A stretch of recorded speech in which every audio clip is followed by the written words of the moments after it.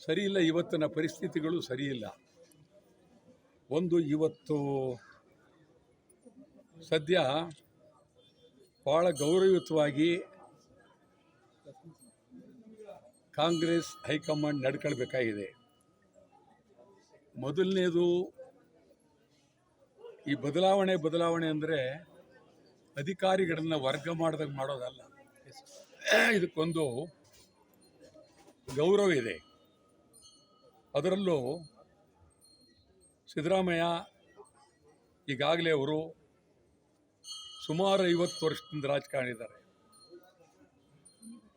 ಮಂತ್ರಿ ಆಗಿದ್ದರು, ಉಪಮುಖ್ಯಮಂತ್ರಿ ಆಗಿದ್ದರು, ಹಣಕಾಸು ಸಚಿವರಾಗಿ ಇಡೀ ದೇಶದಲ್ಲೇ ಹೆಚ್ಚಿನ ಹಣಕಾಸಿನ ಆಯವ್ಯಯವನ್ನು ಮಂಡಿಸಿರ್ತಕ್ಕಂಥವರು ಸಿದ್ದರಾಮಯ್ಯವರು. ಮುಖ್ಯಮಂತ್ರಿಯಾಗಿ ಸುಮಾರು 7 ವರ್ಷ.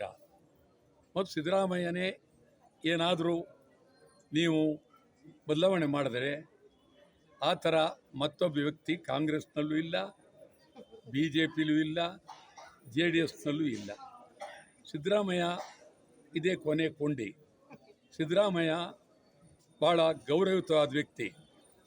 ನೀವು ಹೈಕಮಾಂಡ್ನವರು ಇದನ್ನು ಸುಲಭವಾಗಿ ತಿಳ್ಕೊಳಕ್ಕೆ ಹೋಗಬೇಡಿ. ಸಿದ್ದರಾಮಯ್ಯನ ಕೆಳಗಿಳಿಸೋದಿಯಲ್ಲ, ಬಹಳ ಅತ್ಯಂತ ಘೋರ ಅನ್ಯಾಯ. ಇಡೀ ರಾಜ್ಯಕ್ಕೆ ಮಾಡೋದ ಅನ್ಯಾಯ ಆಗುತ್ತೆ. ಇದು ಅದ್ಭುತವಾದ ಪ್ರಜಾತಂತ್ರ ವ್ಯವಸ್ಥೆಗೆ ಇದೊಂದು ಅಪಕಾರಿ ಬೆಳವಣಿಗೆ. ನೀವು ಬದಲಾವಣೆ ಮಾಡ್ತೀವಿ ಅಂದರೆ ಇದೇನು ಅಧಿಕಾರಿಗಳು ಬದಲಾವಣೆ ಮಾಡೋಕ್ಕಾಗೋದಿಲ್ಲ. 2 ವರ್ಷ ನೀವು 2 ವರ್ಷ ಇದಾಗೋದಿಲ್ಲ.